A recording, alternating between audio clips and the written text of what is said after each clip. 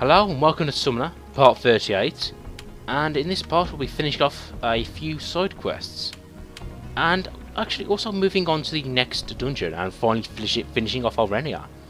Yeah, this part of the game has gone by fairly quickly. But anyway, this is part of the Child of Spirits side quest, and essentially what you do here is, well, Pierre below has told you to throw a box into this pit here, and you get two choices. Whether to open the box or just throw the box in without looking. And apparently opening the box will let her soul go, and it's essentially not what you want to do. And I just showed off the first option there, and that's obviously I looked in the box. I technically completed the side quest, but the ghost was like, "Ooh, that was a bad call, man." So this time, let's do it right. Let's throw the box into the pit without looking. Now, just a reminder, this is Diablo sort of sacrificing her immortality so she can become fully human again. Oh, and this is an epic twist here. The ghost tells you 800 years if the stories are true. Holy toast. I've just been M. Night Shyamalan. But, that was a good little side quest, restoring a girl's humanity. Yeah, that, and if you're the good guy, it's nice to do a good deed now and again. Now, again, this goes back into the statue of the Goldie, the second side quest. And essentially now, within the Cavern of Wolong, two legs now appear, which will help you complete the statue. And I must say, this is kind of a dick move, because these legs don't appear until you re-enter the Cavern of Wolong. It's like suddenly they weren't there before and now they turn up. And I must say, if you're doing this side quest, you might not think to go back into the cavern and search it from top to bottom. So you could easily miss this side quest.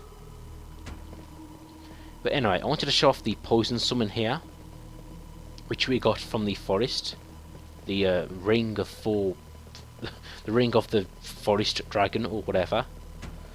And like I said before, he's a fairly weak attacker, but he does have this one ability to poison people. And of course the Archlich here has reappeared, but instead of using the trap to kill him, we're just going to poison him to death. Now, as for this poison summon, I don't really use him that much, but he does actually have a very useful event coming up. Well, at least one instance where it's really useful to use this guy, but you'll see that eventually. Okay, cut to the map here, and by the side of the river, we saw this is where we get the left leg. And I think that's all the backtracking we need to do in the cavern here. Oh, I love this cavern, and I love how they make you go back to it once again. Now back to the village, we need one more piece to finish off the statue, and it's actually in the village itself. Now granted, you could have got this as soon as you started this side quest, but I wanted to get all the pieces all close together, as yeah. I wanted to show me getting the pieces, as many as I could, all within the same parts or whatever. And yeah, you just talk to the guy, and with each piece he gives you a slight boost of experience. So this is a very worthy side quest. It is a very costly side quest, however. I mean, to complete it, you have to give an arm and a leg. And another arm and a leg. I grow powerful. Good for you, Joseph. At this point, I do notice that I've been using the chainmail tunic for nearly most of the game now. But hopefully we'll get, the really cool armor pieces quite soon, actually.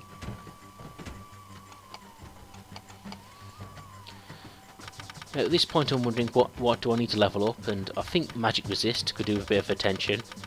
And also I'll give one towards sword weapons as well.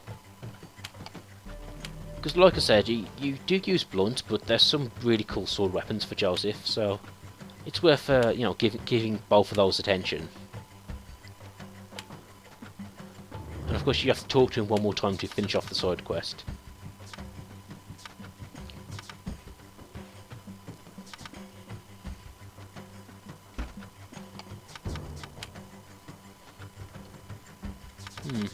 At this point, I'm just going through the items here and just giving them all a quick second look. See if I can improve them somehow.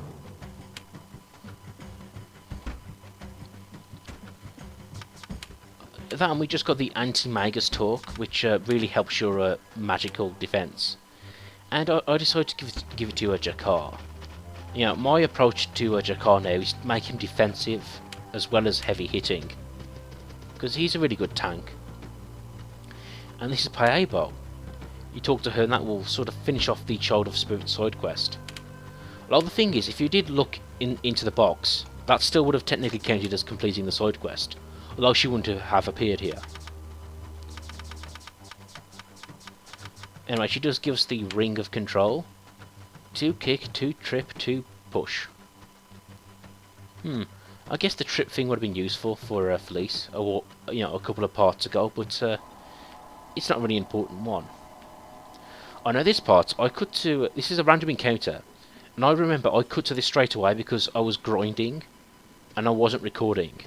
But then I come across this random encounter, and I thought I should show this off. This is actually the cat that Along mistook for the Spirit of Death. And the funny thing is, he's not actually deaf. He's just a talking cat that thinks he's deaf. But anyway, we give the cat some tree bark, which is funny because I thought we gave it all to Alang. But yeah, technically the side quest is already finished. But yeah, if you give the cat some of the bark, you get a little extra experience points. I like that. I like we got a cat as the Spirit of Death. Fantastic.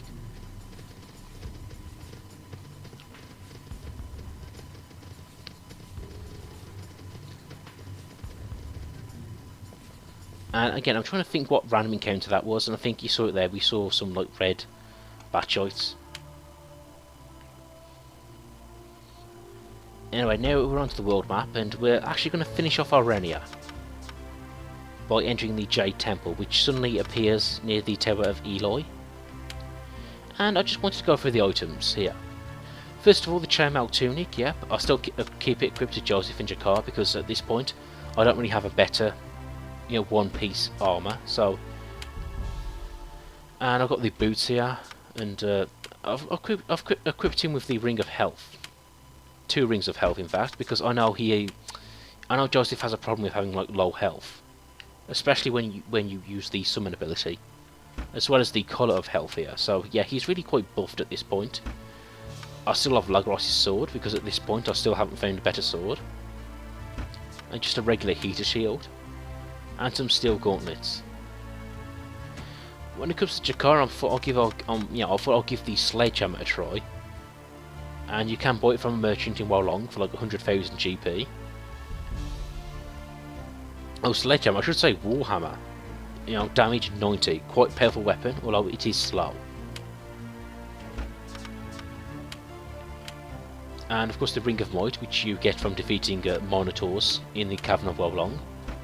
And another Ring of Health. And we're pretty much the same sort of tunic. And just my general approach with Jakar is to make sure he's defensive. Make sure he can take quite a few hits. Especially because I think his magic resistance is already kind of low. So any items or any stats you can help, you know, overcome that weakness for Jakar is pretty good.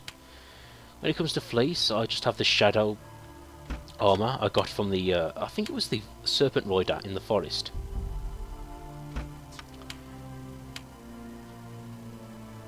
As well as the Boots of Stealth. And also, you know, the Ring of Thieves, which levels up my lockpick ability. Now, when it comes to that item, it might actually be best not to have that Ring of Thieves always equipped. Because what you could do, when you find an item you need to lockpick, you could just equip that item and then unequip it once you're done with it. And then equip it, you know, an item that's better for battling. But honestly, I can't be bothered to, you know, equip and then unequip weapons again and again. And of course you saw she has that dagger which gives her +3 on her backstab.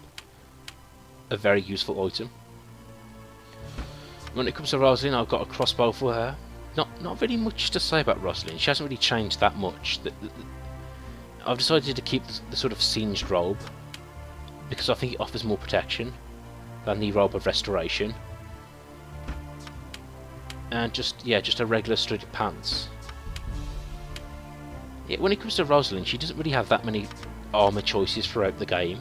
Well, up until the last point when you can get this, she suddenly gets like robes after new robes. You'll see what I mean. Yeah, and essentially my approach with her is just to keep her as a spellcaster. Now she's a pretty weak fighter anyway, so just give her items which increase her AP. Anyway, into the Jade Temple, which I'm not even sure if I would call this a dungeon because it's that small.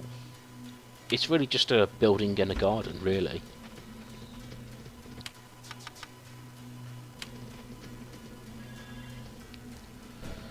Now at this point we will be facing, we will get several cool boss fights, which you'll see momentarily. Yeah, now at this point I thought I'll give this summon a chance, just because he hasn't had that much attention. Yeah, and who knows, maybe his ability to poison people will come in handy.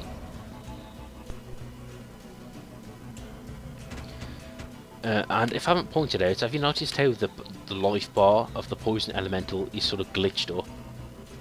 Yeah, he seems to be a very glitchy character.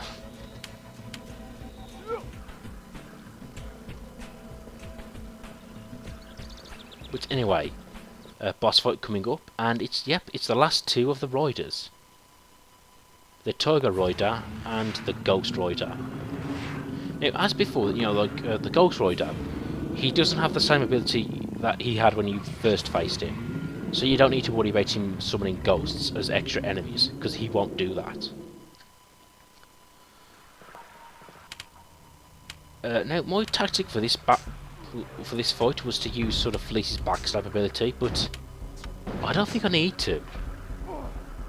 Because did you just see that? Like, Jakar did like nearly 300 points of damage with one hit. I mean, I know he's strong, but I think you see what I mean about his critical hit ability. I think that ability has really overpowered him slightly. Yeah, and you can see I didn't even need to trip and backstab these enemies. Jakar's just annihilating these guys. The Hellfire Necklace gives you a boost on fire and dark abilities. Kind of useful. The Necklace of Stealth is not really required at this point.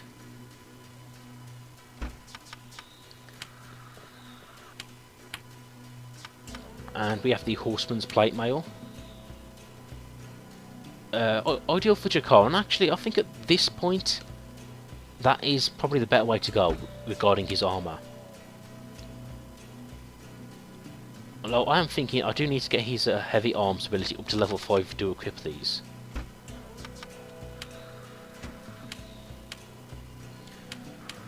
Now speaking of armour, you do come across sets of armour. For example, you saw there the Horseman's Plate Mail. And you can, of course, you can also get like the Horseman's Gauntlets, the Horseman's Gloves.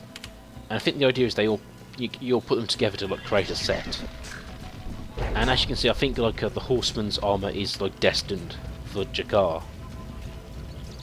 Yeah, because if you've forgotten his backstory, apparently he is meant to be like a knight. Even though because of this game's the way it's designed, we never see Jakar ride a horse. That would have been fun. Anyway, I want to show off these Oni mages here, who are a really weak enemy. Actually, ridiculously weak. And I can't help but think, like, were these guys supposed to assist me in that boss fight? Because that boss fight did seem quite easy.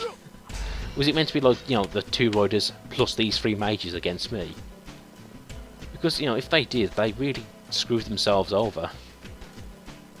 But yeah, like you saw there, they're really weak enemies. I think they're designed just to be a nuisance, if anything. And here we see another issue with the Poison Elemental. The fact that he's sort of all over the place. Or saying that, for a creature with no legs, he does move pretty well, actually, to give him some credit. Anyway, I think I'll leave it here for now. In the next part, we'll be taking on Morod.